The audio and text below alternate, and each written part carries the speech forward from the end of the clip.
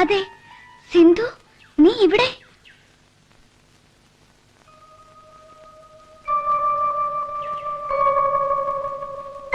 ഈ ഫോട്ടോ മോന്റേതാണോ? അതെ, ഈ അടുത്തുള്ള സ്റ്റുഡിയോന്ന് അടുത്താണ്.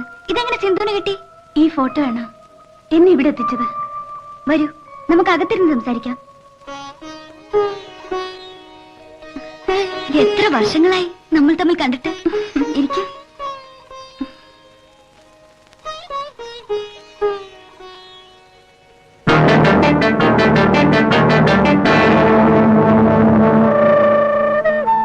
ജോണിച്ചന് സിന്ധുവിനെ അറിയാമോ? അറിയും, പക്ഷേ പേര് ജോണി എന്നല്ല, രവി എന്നാ പറഞ്ഞേ. എന്റെ തലവിധി ഇങ്ങനെ ആയിപ്പോയി.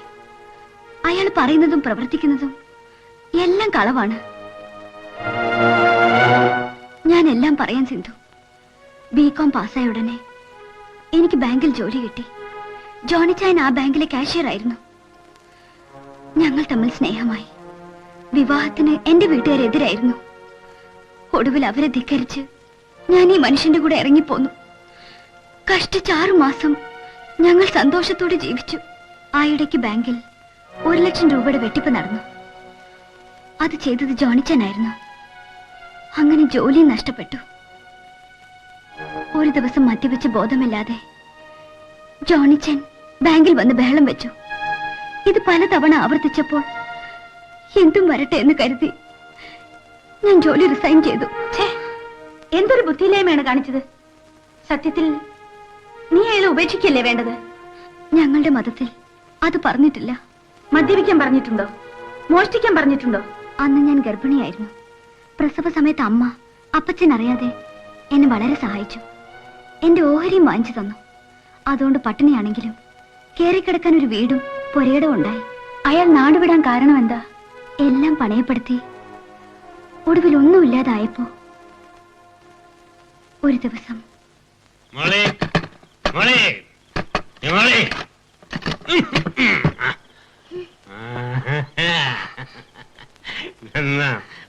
ഫോട്ടോ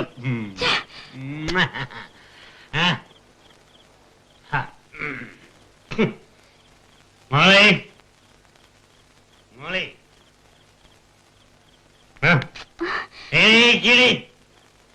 എനിക്ക് മോളെ എനിക്കൊരു കാര്യം പറയാനുണ്ട്. ഇത്രയും നാള് പറഞ്ഞതും പ്രവർത്തിച്ചൊന്നും പോരായിരിക്കും. എനിക്ക് ഒരു ചെറിയ ബിസിനസ് നടത്തിയാ കൊള്ളാമെന്നുണ്ട്. കള്ളി ഷാപ്പായിരിക്കും. അപ്പൊ പുറത്താർക്കും കൊടുക്കണ്ടല്ലോ. അവരിപ്പത്ര കളിയാക്കാനെന്തിരിക്കുന്നു? േക്കാൾ കൂടുതൽ വരുമാനവും ബഹുമാനവും ഉണ്ട് കള്ളിഷാപ്പുകാർക്ക്. അറിയാവോ? അതിനിപ്പോ ഞാൻ എന്ത് വേണമെന്ന് പറയുന്നേ? എവിടെ പോയി കിടന്നുറങ്ങും മനുഷ്യ?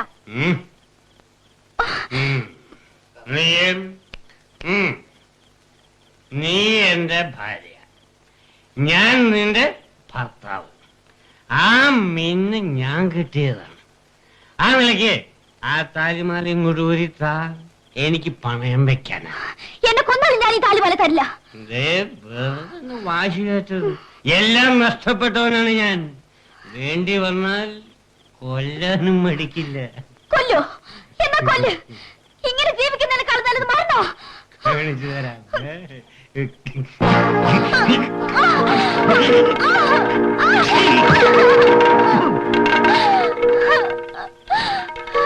എന്റെ കർത്താവേ,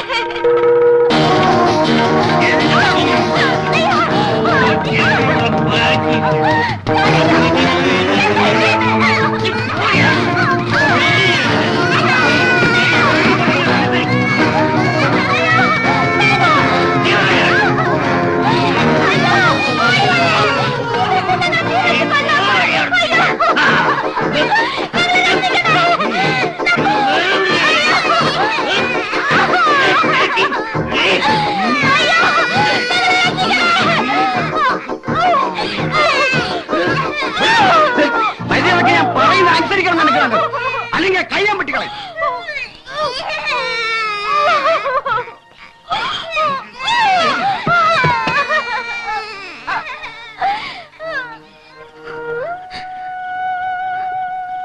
പിന്നെ ഞാൻ ജോണിച്ചനെ കണ്ടിട്ടില്ല.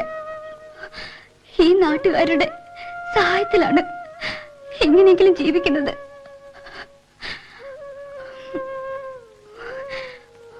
അതൊക്കെ ഇരിക്കട്ടെ.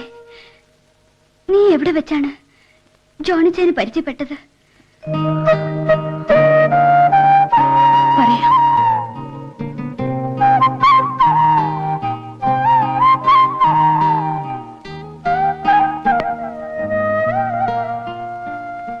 പണം മാത്രമല്ല മോളി എനിക്ക് നഷ്ടപ്പെട്ടത്, എന്റെ ജീവിതവും അയാൾ നശിപ്പിച്ചു. സിന്ധു, ഞാൻ ഗർഭിണിയാണ്. ഇല്ല മോളി, ഇങ്ങനെയുള്ള ഒരുത്തന്റെ ബീജത്തിന് രൂപം കൊടുക്കാൻ ഞാൻ ആഗ്രഹിക്കുന്നില്ല. ഞാനിത് അബോർഷൻ ചെയ്യുന്നു. മാതാവേ, എന്തിനെന്നെങ്ങനെ പരീക്ഷിക്കുന്നു? മോളി, എന്റെ സഹോദരി പോലെ കരുതി പറയുകയാണ്. നീ എന്റെ കൂടെ പോരെ. നിനക്ക് മാനമായിട്ട് ജീവിക്കാൻ നല്ലൊരു ജോലി ഞാൻ വാങ്ങിത്തരാം. സിന്ധു, ഞാൻ കൂടുതലൊന്നും ആലോചിക്കണ്ട. ഈ ചുറ്റുപാടിൽ നീ എന്റെ കൂടെ കഴിയുന്നത് എനിക്കും ഒരു ആശ്വാസമാണ്. എന്താ ഒന്നും മിണ്ടാത്തെ? ശരി.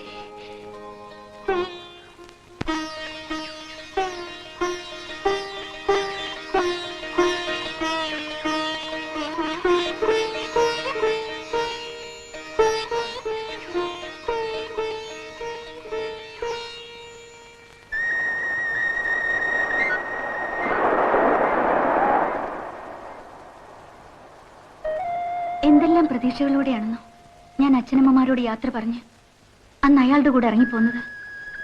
ഈ പണത്തെ മാത്രം സ്നേഹിക്കുന്നവരുടെ മനസ്സിൽ ബന്ധത്തിനും സ്വന്തത്തിനും ഒരു സ്ഥാനമില്ല സിന്ധു.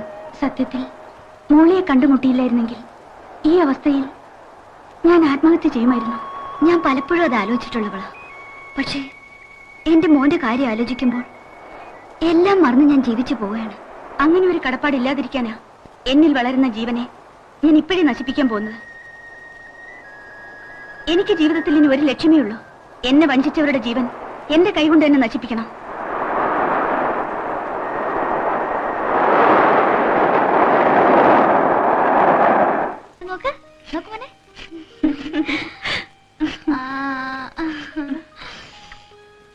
എനിക്ക് ചായ വേണ്ട ബാലേട്ട, മോളിക്ക് കൊടുക്കൂ.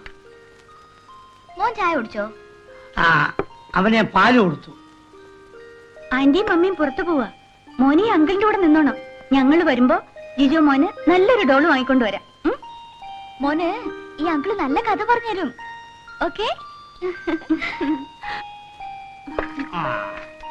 മോനെ അങ്കിൾ ഭയങ്കരനായ ഒരു പട്ടാളക്കാരനെ കാണിച്ചു തരാം. പട്ടാളക്കാരനോ? അതാരാ ബാലേട്ടാ? നമ്മളെ വയസ്സും വാച്ചറ്.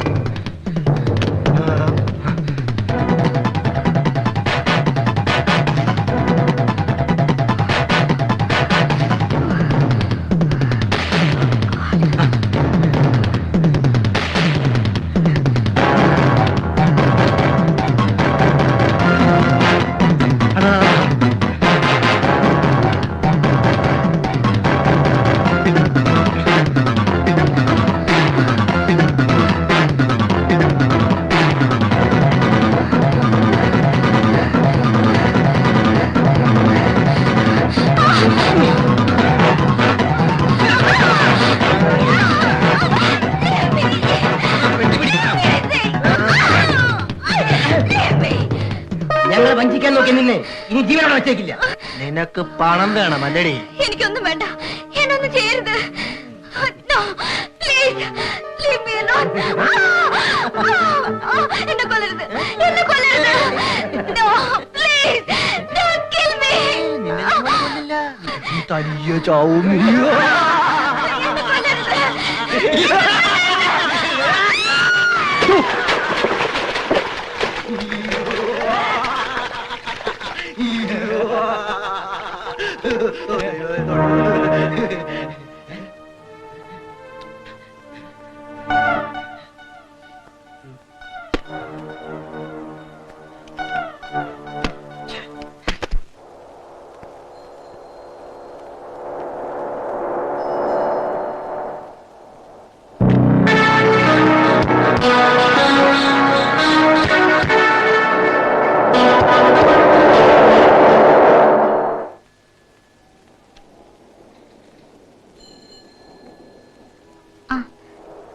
സിന്ധു കാറ് പോയിരിക്കും, ഞാൻ മരുന്ന് വാങ്ങിട്ട് വരാം.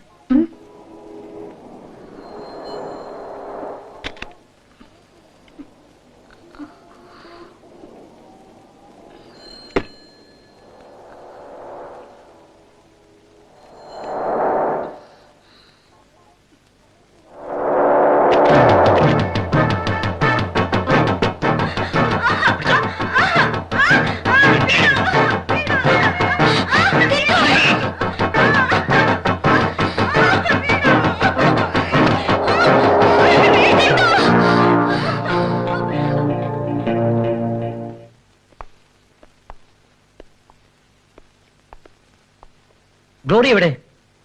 എനിക്കറിയില്ല. കമോൺ.